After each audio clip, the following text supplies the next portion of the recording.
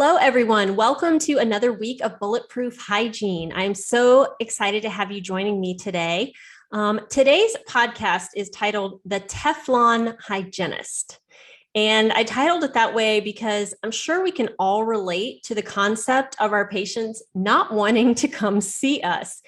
And I've just got to ask, how many times have we heard they get in the chair and they say, "Ugh, I just hate coming here," or "I was really dreading coming to see you today," or "I'd rather have a baby than have my teeth cleaned." I don't know how many of you have heard this. I feel like if you've been in the profession at least a year or two, you've probably already heard this several times.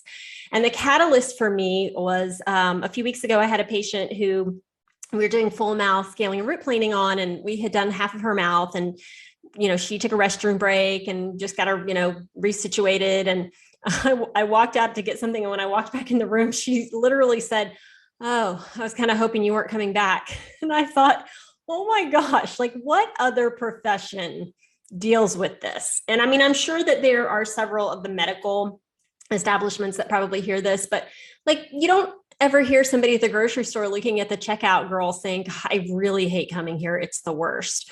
Or at Home Depot saying, "Ugh, I just can't stand having to buy this stuff. Like I hate being here." So I kind of that was a catalyst to me thinking that we are in this very unique space, especially of being a profession that really wants to take care of people and wants to do the best for them, that sometimes it's really hard to hear people being super negative and not really open to what we have for them.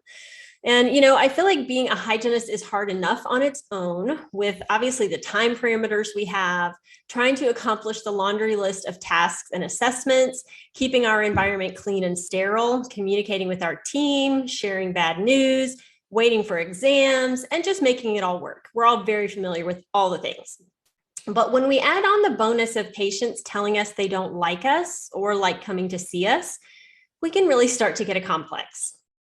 So I just wanted to take a deep dive this week into how we overcome the lack of love, the negative vibes, the sometimes outright hostility, and become Teflon hygienists, or what we like to call around here, the bulletproof hygienists. And we've really got to embrace this to fulfill our roles well. And I think our first step in these situations has got to be staying rooted in our why. This is what I call self-insulation. Why we got into this profession in the first place and why we keep getting out of bed in the morning to keep doing it. And honestly, for most of us, and I've talked to countless hygienists throughout the years, I believe the why stems for a lot of us from caring for others, wanting to take care of them, improving their quality of life, helping to bring health and healing, getting to connect with others and help guide them to wellness. And I've said before, and I believe it with all that I am, getting to be a hygienist is a gift and a privilege. And what we do for others is life-changing, life-giving, and in some cases, life-saving. So we cannot take our roles lightly. And when we do have patients that seem to diminish our role or not appreciate our time or our efforts, we've got to be strong enough to stay rooted in our calling and let those comments roll off. Thus the concept of the Teflon hygienist. So once we've kind of really made sure that we're rooted in our why, and if you're not, I'm going to encourage you to visit that, think back through, write it down. What got you into this? What do you love about this? When everything is going well, like what keeps you doing it? That's important to focus on. The second step to coating ourselves in emotional Teflon is to remember that everyone has a story, a past, some baggage, if you will. We don't know what a patient is walking in with to their appointment time with us. It could be a history of dental trauma as a child. And I don't know about you, but I've heard way too many stories of children being held down for fillings or extractions without anesthesia. It could be dental trauma as an adult. They maybe experienced a lot of pain or had really unexpected outcomes to what they thought was going to happen. In some cases, even malpractice. It could be general life anxiety. It could be current stress circumstances like job loss, divorce, loss of a loved one, a current recent diagnosis. It could be a compounded issue that's been ongoing for years or something that happened that morning. Everyone, including us, has a story, a set of circumstances that contributes to this very moment, and it's always building and compounding. When we keep this at the forefront of our minds, these negative comments or verbal assaults can be met with grace and understanding. And I believe the majority of the time, these reactions and these things that patients say, it really doesn't, it's not even about us. It doesn't have a whole lot to do with us. It has to do with what set the stage for that emotion. So I want to talk about how we approach these moments. And one approach I think that a lot of us are prone to take is by trying to be positive when someone comes at us with negativity. So we point out the bright side or the silver lining. But honestly, countering someone's negativity with your positivity doesn't typically work because it comes across as argumentative. People don't like to be emotionally contradicted. And if you try to convince them that they shouldn't feel something, they'll only feel it more stubbornly. And if you're a leader like we are, trying to be positive, it comes off even worse because you'll appear aloof and out of touch with the reality that people are experiencing. So I think in these instances where patients are saying, oh, I hate being here. I don't like this. I don't want to do this. I don't, I hate coming to see you. I think these instances can and should be met with getting curious and empathetic about what our patients have or may be currently going through. And it can look like a simple check-in or acknowledgement of the circumstances. So for example, if I have a new patient that comes in and, they say, oh, I really hate coming to the dentist. I may say something like, oh no, I'm really sorry to hear that. Can you share what's created that feeling for you? And let them kind of talk about their past and their history. And, as they're talking about that, your body language is nodding with them. You're listening, you're empathetic, you're tilting your head, to show that, hey, I'm listening to you. I'm feeling this with you.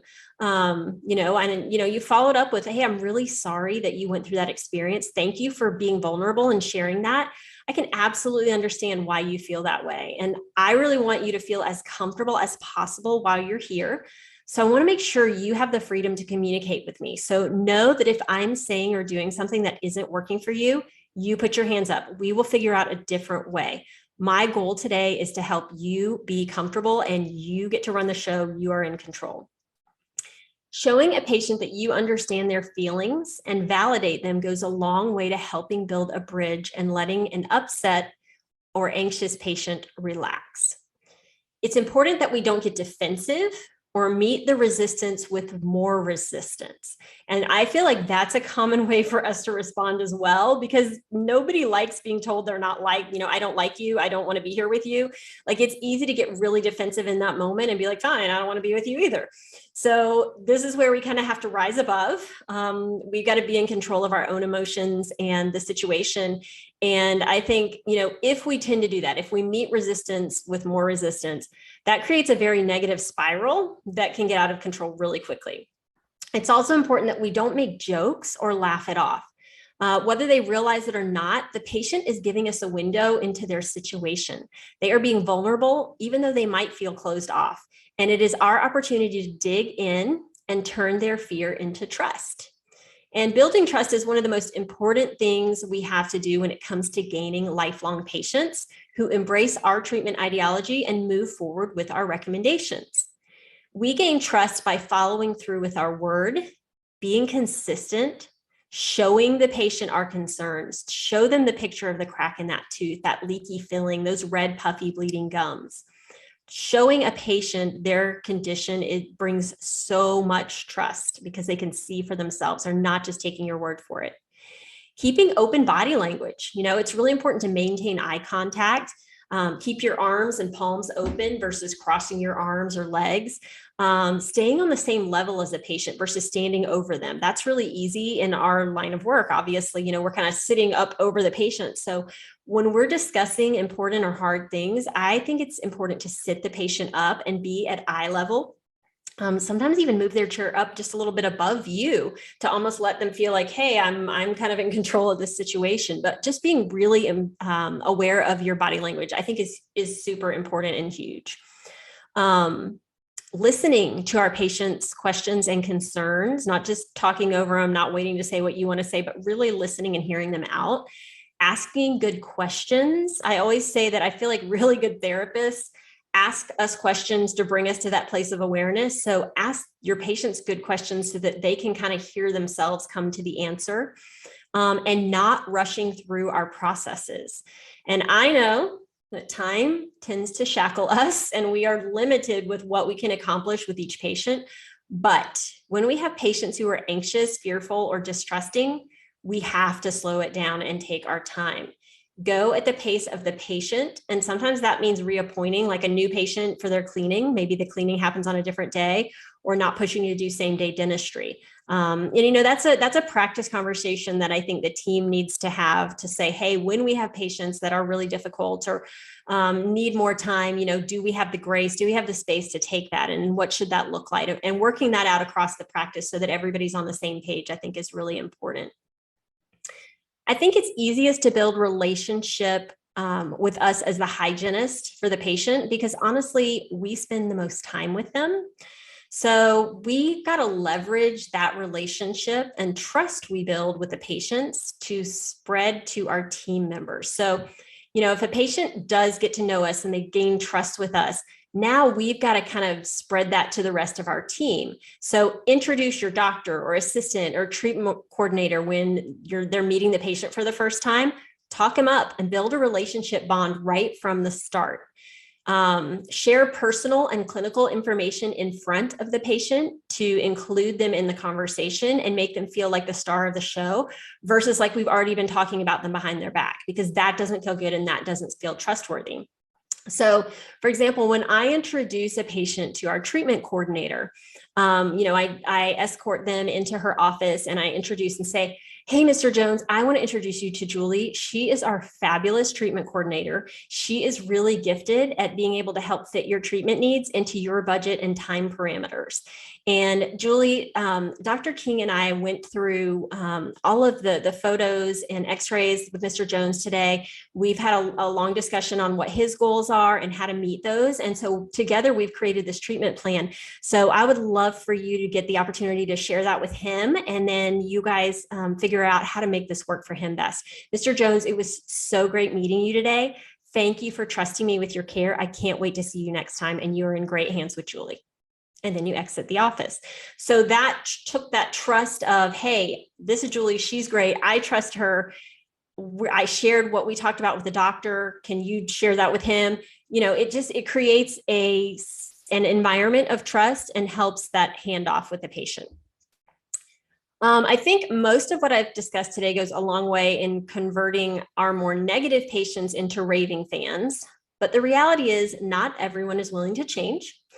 Honestly, I still have those patients that are grumpy, grumpy every time, but they come consistently. And that actually says a lot in itself, that they do deem us trustworthy. That may just be how they're wired. That's their personality. That's who they are. But hear me say too, that I'm not advocating for patients that are chronically rude, dismissive, or non-compliant. Every patient is not a good fit for every practice and vice versa. So be confident enough in yourself as a provider and where the practice stands. And again, this may be a conversation that you need to have with your team about, hey guys, what are we willing to tolerate and what is not okay for us?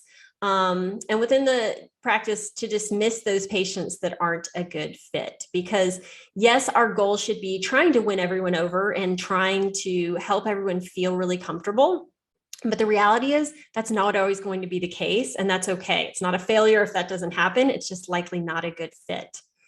So I'm hoping that these tips have been good and you're well on your way to building bridges of trust and positivity, and that's great. But this process can sometimes be exhausting. And so I want to end today talking a little more about how to insulate ourselves from those hard to work with, draining patients. Knowing your why is huge, like I said.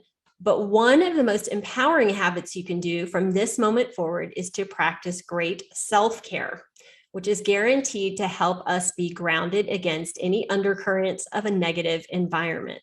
So we've said 1,000 times, in an environment of us caring for others, we've got to take really good care of ourselves first, because hygiene in and of itself can be exhausting. And then when you add really difficult patients on top of that, it just compounds it. So we've said it before, I'll say it again. Make sure you're getting adequate sleep, recommended 7 to 9 hours. And I know myself, I'm one of those people who is not very nice under the influence of sleep deprivation. So being rested is really important, because if I'm already cranky, if I've had a bad morning, if I didn't get a good night's sleep, I'm going to be much less tolerant of patients not being kind to me. Good nutrition is key. And not just from the aspect of, oh, you have a full belly, so you're not hangry.